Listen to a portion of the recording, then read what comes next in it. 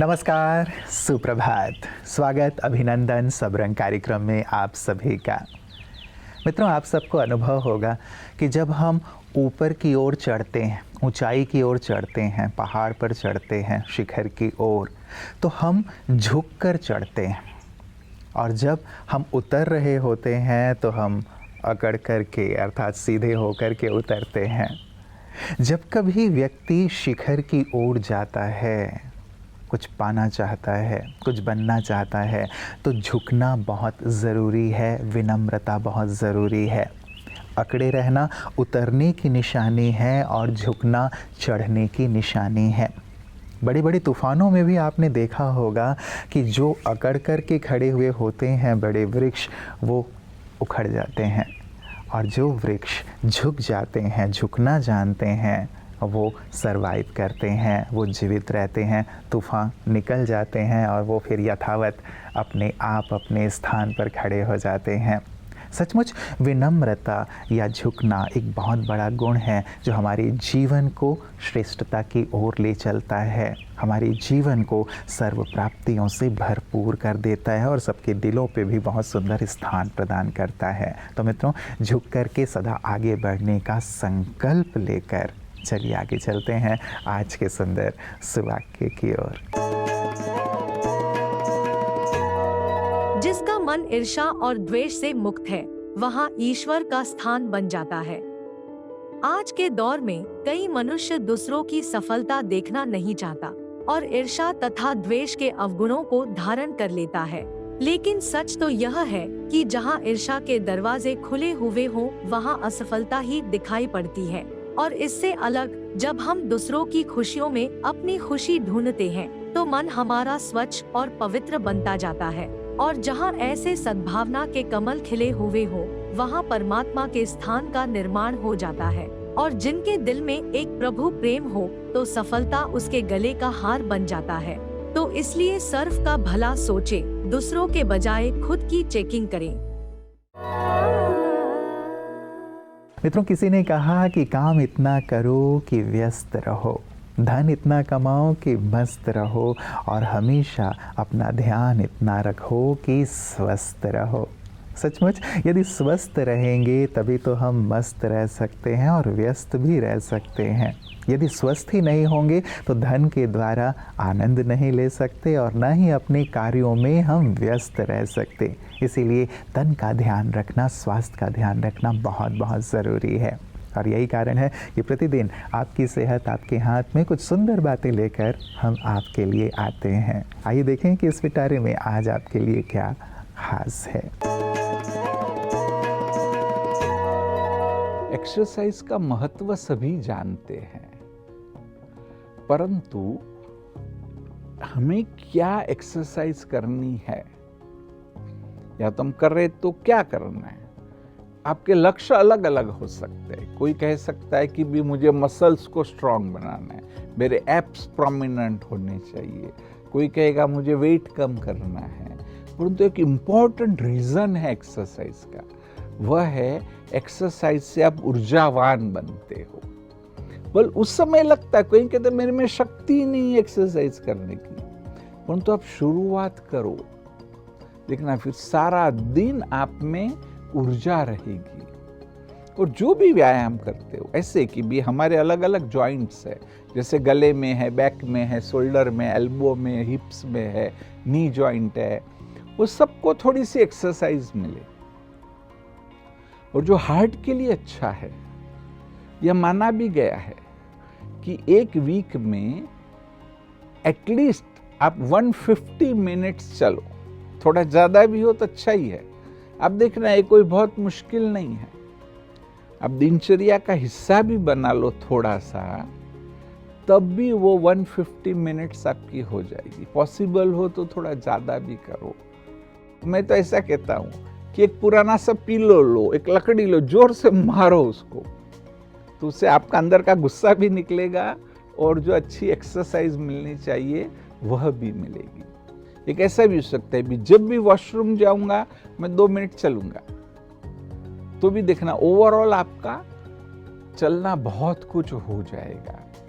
तो जब ये छोटे छोटे स्टेप्स लेंगे तो कुल मिलाकर के आपका स्वास्थ्य बहुत ही अच्छा हो जाएगा। नमस्कार। मित्रों, जब कभी हम आध्यात्म की बात करते हैं तो आध्यात्म हमें दो बहुत ही सुंदर चीज़ें प्रदान करता है। एक तो दूसरों की गलतियों को भूल जाना और दूसरा अपनी विशेषताओं को पहचानना, उन्हें जागृत करना। सचमुच यदि ये दो चीज़ें हमारे जीवन में आ जाती हैं तो हम साधारण नहीं रहते बल्कि विशेष बन जाते हैं। और यही कारण है कि हमारे विशिष्ट जन भी आध्यात्म की शरण में आकर अपने आप को तराशते हैं, अपने आप को शिखर की ओर लिए चलते हैं और साथ ही अपने सुंदर अनुभव भी हमारे साथ साझा करते हैं। आइए देखें विशिष्ट की बातें विशेष में अपने विशेष अनुभव के साथ आज हमारे साथ कौन है। कैसे इसकी शुरुआत? मुझे लगता है ऊपर वाले की इनायत हो तो अच्छे काम हो पाते हैं, कोई भी बीज अच्छे से फूट पाता है। I was a fashion designer और मैं अपना कोर्स कंप्लीट करके दिल्ली से आ रही थी। तो इन मीन वाइल मैंने एक बच्ची को देखा जो सड़क के किनारे कचरे का जो ढेर पड़ा था उसमें से कुछ ढूंढ कर खा रही थी और अनफॉर्चुनेटली उसकी बॉडी पे कोई कपड़े नहीं थे। तो मुझे उसको देखकर लगा कि फैशन डिज़ाइनिंग किसके लिए कपड़े बनाएंगे जब कपड़े ही नहीं है। To whom I am going to design the garments when people don't have clothes। तो लाइफ में एक यू टर्न आया और हम इस तरफ चल पड़े, कच्ची बस्तियों में जाना शुरू किया। धीरे धीरे ऐसे छोटे छोटे इंसिडेंसेस होते गए और हम आगे बढ़ते गए और इतने सारे बच्चों की मम्मा बने। आज हम बहुत सारे बच्चों की माँ हैं।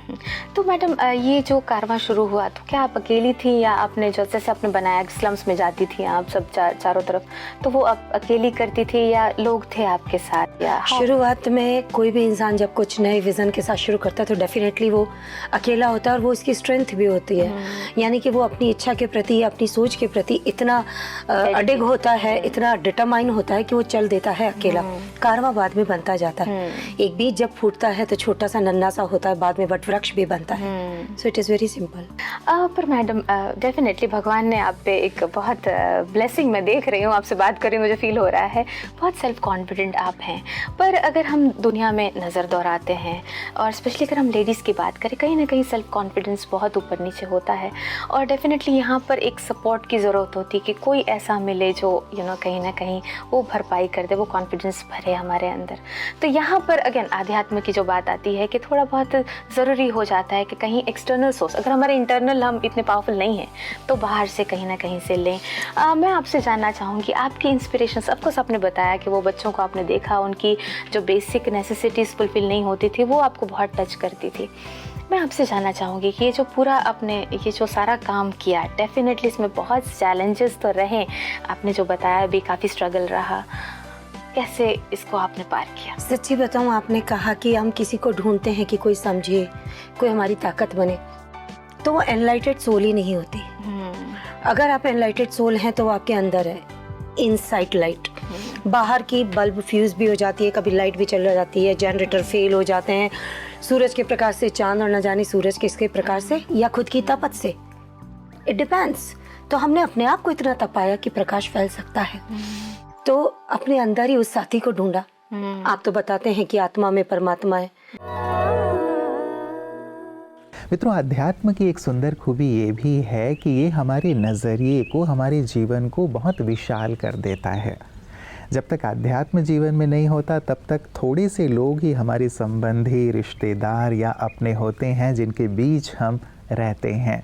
लेकिन जैसे ही अध्यात्म जीवन में प्रवेश करता है तो समूचा विश्व ही हमें अपना लगने लगता है, अपना परिवार लगने लगता है और हम सभी के लिए सोचने लगते हैं, विचार करने लगते हैं। कितनी सुंदर खूबी है ना।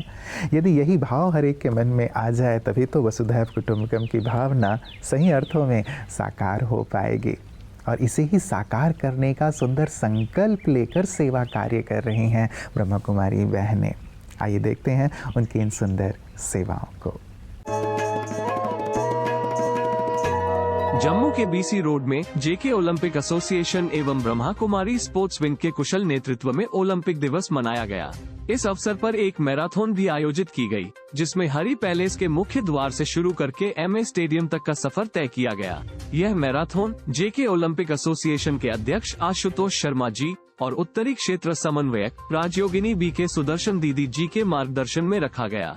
ओलंपिक में सैकड़ों लोगों ने भाग लिया, जिसमें कई ब्रह्मा कुमारी बहनें एवं माताओं ने परमात्म ध्वजा लहराकर सभी को ईश्वरीय संदेश भी दिया। इसमें कई युवा भाई भी शामिल रहे और नागरिकों को सकारात्मक जागृति दिलाने के लिए विभिन्न स्लोगन बोर्ड भी दिखाए गए। सभी ने अपने भरपूर उमंग उत्साह से सफलतापूर्वक इस रैली को संपन्न किया। मित्रों, चलते चलते हमेशा की तरह एक सुंदर सी बात, लेकिन इस सुंदर बात को आज सारे दिन और पूरे जीवन अपने जीवन में धारण करने का संकल्प ज़रूर लीजिएगा, क्योंकि ये नितांत आवश्यक है और सभी को बहुत बहुत ज़रूरत है इस चीज़ की, हमें भी। और वो है मुस्कुराना। सचमुच मुस्कुराकर हर गम को भुलाया जा सकता है। मुस्कुराता हुआ चेहरा सभी को बहुत प्रिय लगता है। दो प्रकार के चेहरे आपके सामने हो, एक मुस्कान वाला और एक सैड वाला। आपको कौन सा चेहरा पसंद आएगा? निश्चित रूप से मुस्कुराता हुआ चेहरा। मुस्कुराकर हम हर बात को सहज कर सकते हैं, आसान कर सकते हैं। जब फ़ोटो भी क्लिक किया जाता है तब भी कहा जाता है स्माइल प्लीज़, मुस्कुराइए। सोचिए, थोड़ी देर की मुस्कान से वो जो फ़ोटो है हमेशा के लिए कितना खूबसूरत बन जाता है। तो क्यों ना हम हमेशा ही मुस्कुराते रहने का ही ख्याल और संकल्प अपने जेहन में रखें। इतना मुस्कुराएं कि मुश्किलें भी आपके पास आकर थक जाएं और ये कहें कि आपकी मुस्कान के आगे तो हम भी नतमस्तक हैं और आपसे मिलकर हमें बेहद खुशी हुई। तो मित्रों, मुस्कुराते रहिए और मुस्कान औरों तक पहुंचाते रहिए इन्हीं सुंदर भावों और संकल्प के साथ। नमस्कार। ओम शांति। जीवन के सब